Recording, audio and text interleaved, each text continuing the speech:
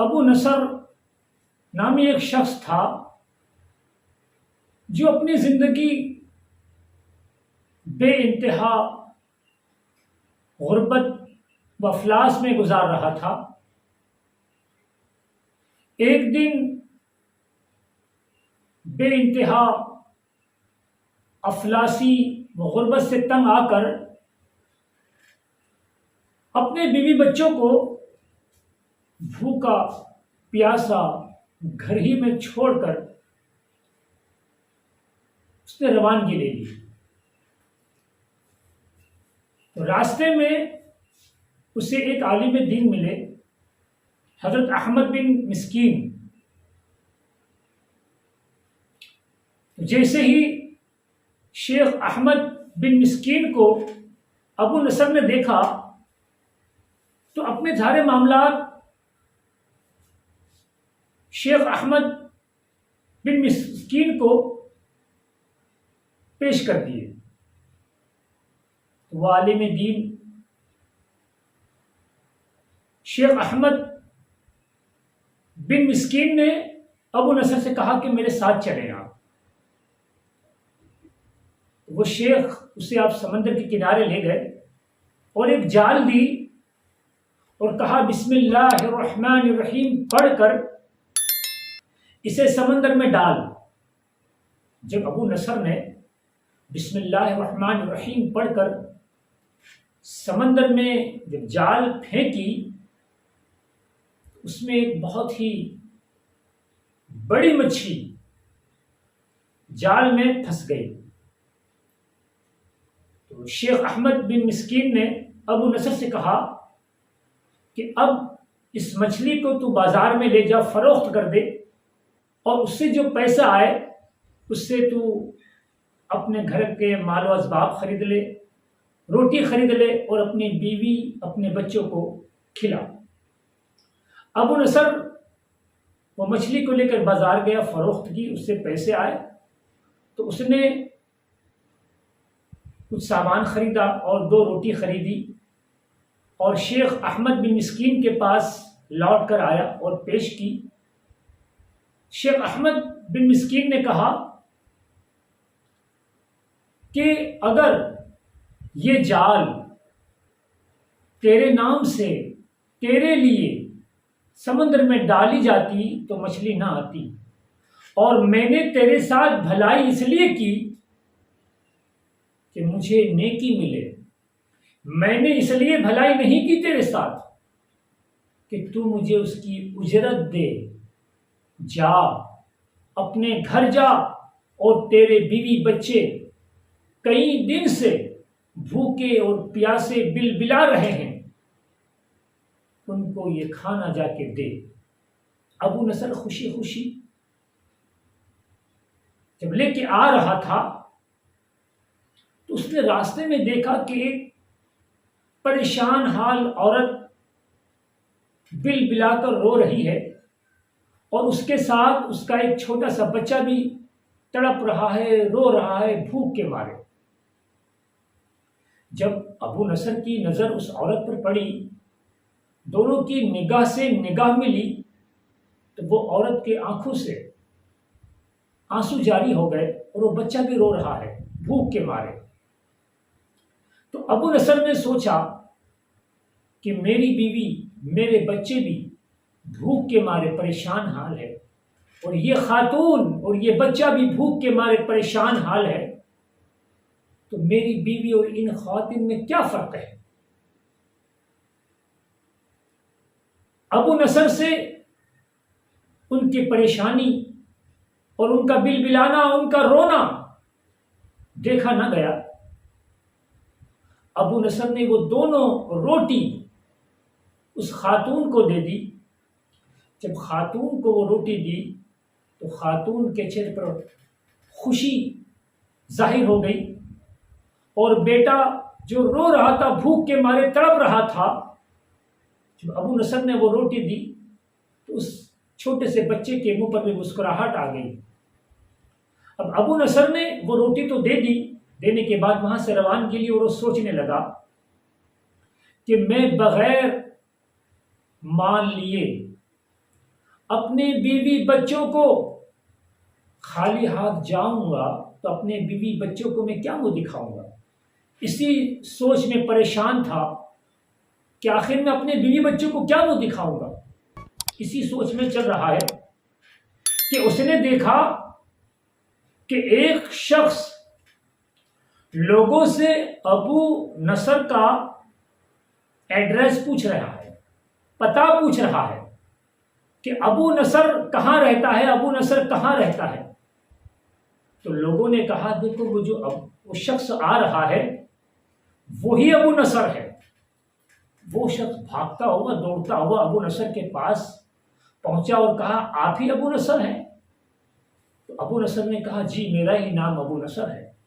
تو اس شخص نے کہا کہ آپ کے والد بزرگوار میرے بہت ہی قریبی دوست تھے اور انہوں نے امانت کے طور پر میرے پاس 30,000 درہم بطور امانت رکھے تھے اور مجھے یہ نہیں کہا تھا کہ اس کا کیا کرنا ہے۔ اب تمہارے والد انتقال ہو چکے ہیں، تبھی سے میں آپ کو تلاش کر رہا ہوں۔ یہ لیجیے آپ کی امانت، آپ کے والد کی امانت جو میں نے آپ تک پہنچا دی۔ ابو نصر نے وہ 30,000 درہم لے لیے اور سوچنے لگا کہ میں تو بیٹھے بیٹھے ہی امیر ہو گیا۔ خیر وقت یہ ہوا کہ ابو نصر اپنے شہر کا سب سے زیادہ امیر اور سب سے بڑا تاجر ہو گیا۔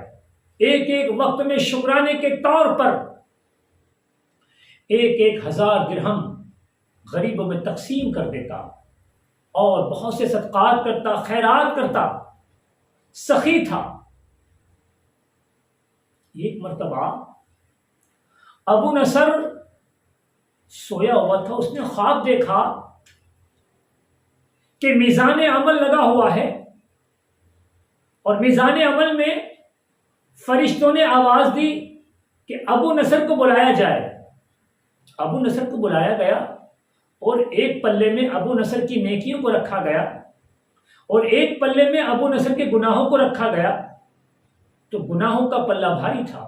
ابو نصر سوچ رہا ہے کہ میں نے ہزاروں ہزار درہم صدقات کیے، خیرات کیے، تو وہ سب کہاں ہیں؟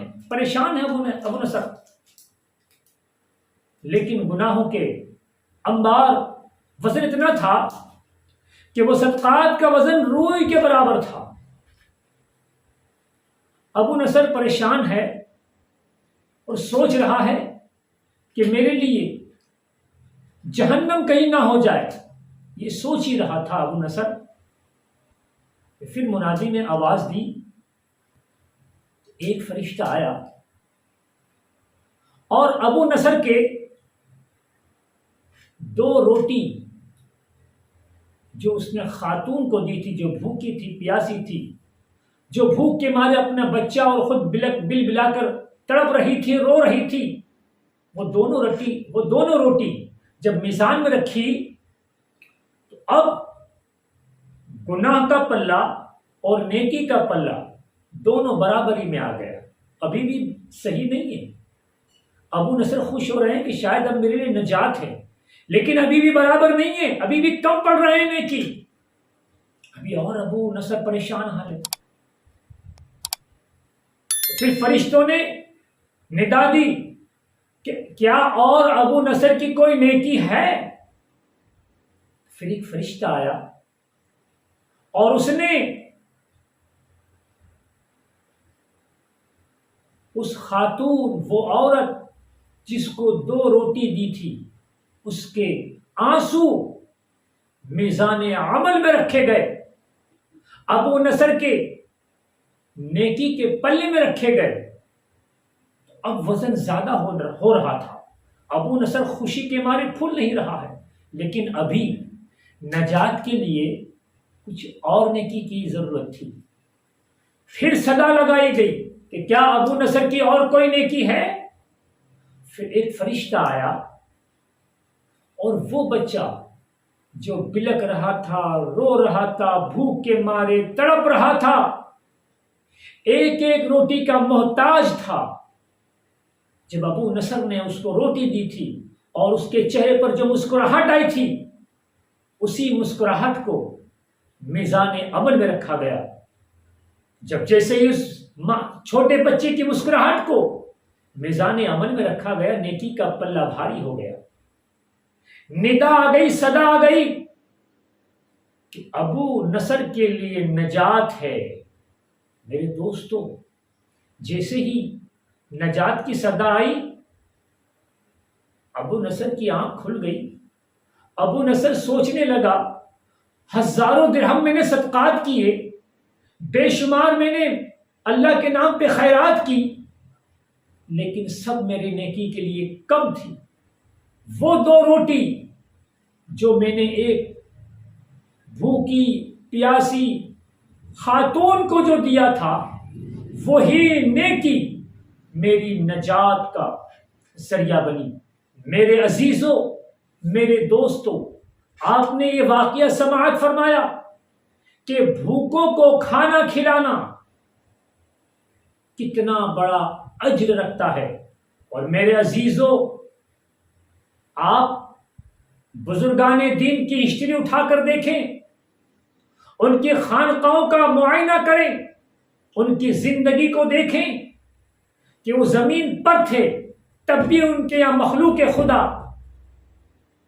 صبح شام کھانا تناول کرتی تھی. ان کے یہاں صبح شام لنگر جاری رہا کرتا تھا، اور وہ زمین میں ہیں. ان کے آستانوں پر آپ جائیں تو آج بھی ان کے آستانوں پر بھوکوں کو کھانا کھلایا جا رہا ہے. میرے دوستو، میرے عزیزوں، آپ بہت خیال رکھیں.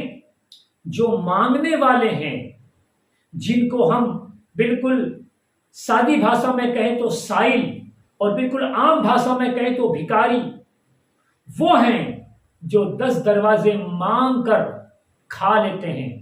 پورے شہر میں گھوم کر بھیک مانگ کر، جگہ جگہ روٹی، ایک ایک روٹی مانگ کر وہ کھا لیتے ہیں 10 جگہ پھر کر.